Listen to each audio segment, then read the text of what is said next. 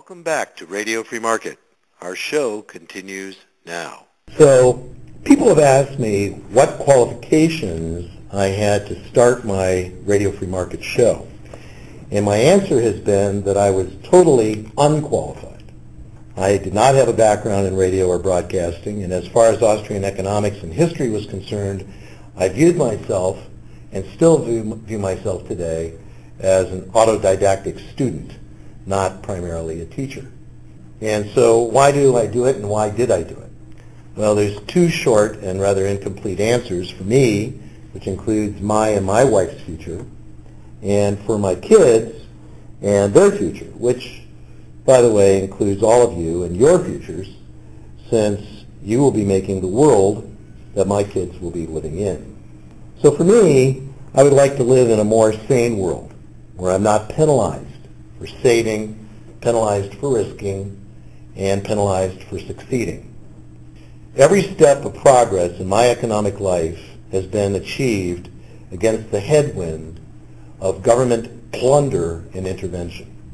When I was about your age, at 18 years old in 1969, I paid a dime, 10 cents, for a soda pop in a glass bottle, and 35 cents a gallon to fill up my gas tank. By 1979, I was spending 25 to 35 cents for that soda pop, and was feeling lucky to spend only $1.25 for gas while I waited in gas lines for hours to get it. And only on odd numbered days, since my license plate ended in an odd number. So I have a joke when it comes to these stories from old times, So there's a grandpa and a grandson, and the grandson asked the grandpa, said, "So what was it like for you when you were a kid?" And he says, "Oh, when I was a kid, I'd take $1 to the grocery store, and I'd get a loaf of bread, a gallon of milk, pound of bacon. I'd get some candy, and I'd come back with change in my pocket." "Well, Grandpa, what happened?" "Well, they installed the security cameras." So that's one way of looking at inflation. But there are a lot of other examples. 5-cent phone calls went to 10 cents. Free 411 information calls went out the window. But one of the largest shocks that I personally experienced is when I moved from my native Michigan to California, Southern California. So there was that disparity as well. And I pulled over on the side of the road in South Laguna Beach, California, to look at a billboard because it took the breath out of me, where I saw condos starting at $250,000 in 1979. Now, the interesting thing is that you could buy actually a nice house in Laguna Beach for $35,000 in 1965.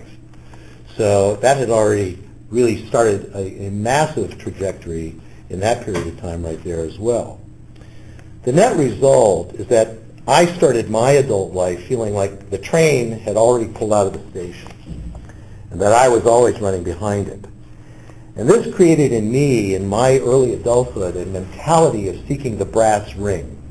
Now, for those of you that are too young to know what that means, way back, actually even before my time, they used to have merry-go-rounds where you would lean out the side and try to pick a brass ring off of a hook, and it was considered the big prize of the day. And the brass ring, it became a symbol for the big prize. Well, I fell on my ass as a result of it often. I didn't go bankrupt, but I went hundreds of thousands of dollars in debt a couple of times trying to start businesses during the 1980s. And I chose to fill those holes and pay off those debts, but my own economic ignorance of bubbles and the mechanics of inflation cost me dearly. By my own reckoning, it cost me maybe 12 to 15 years of productivity, since I had to first make the disastrous mistakes and then to overcome them.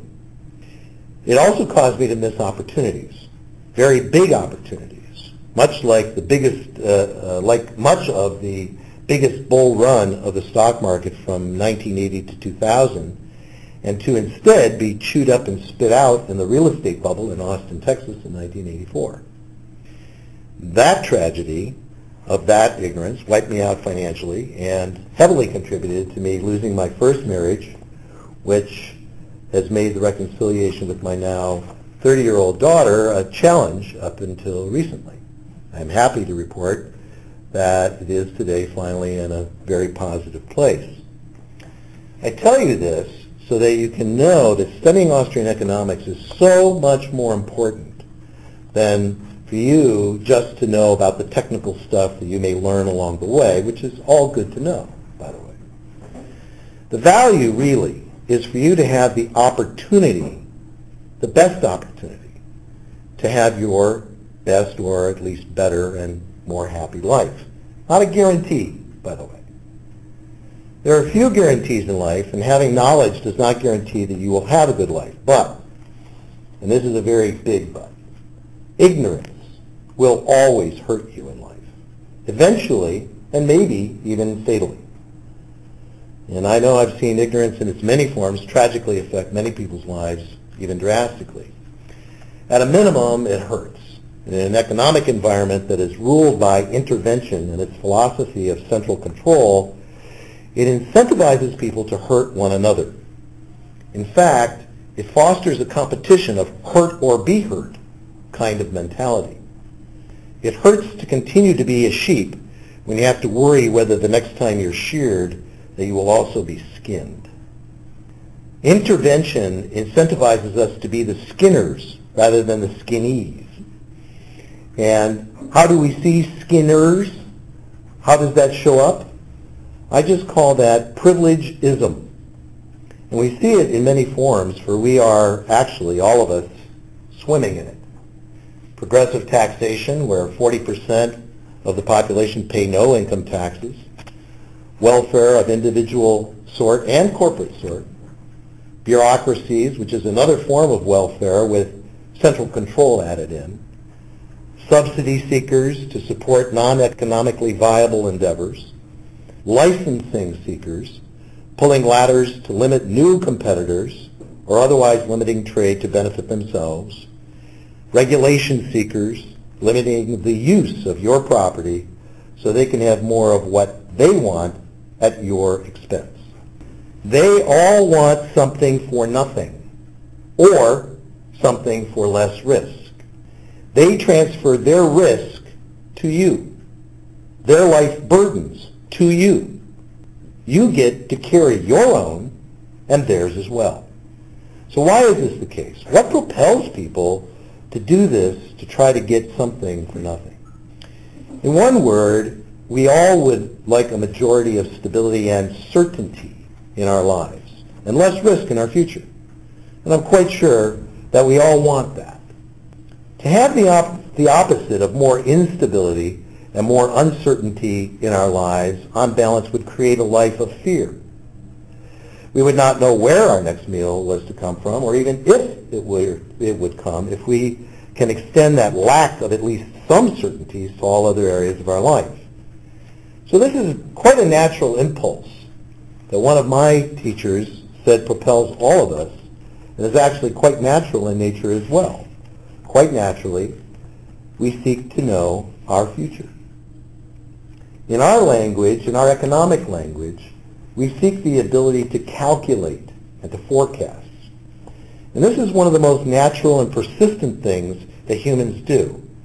We try to estimate how much money we need, when we have to do the laundry again, go to the grocery store, how much time we are going to need to get somewhere. Whether it's time, groceries, laundry, or money, we are constant calculators on a small-time minutia level. But on a large-scale level, we seek greater stability of income, relationships, and rules, so we can figure out, as in calculate our way through, the larger questions and issues of life like career, family, retirement planning, etc. Austrian economics helps us understand the necessary basic ingredients of what I call the art of living together.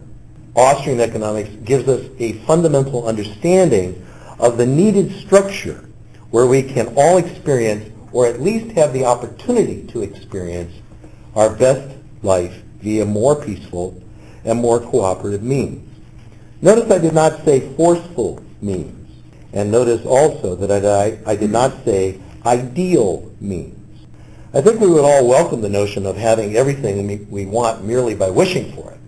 The idea of Aladdin's lamp pervades the whole world's consciousness in that everybody wants more for less effort.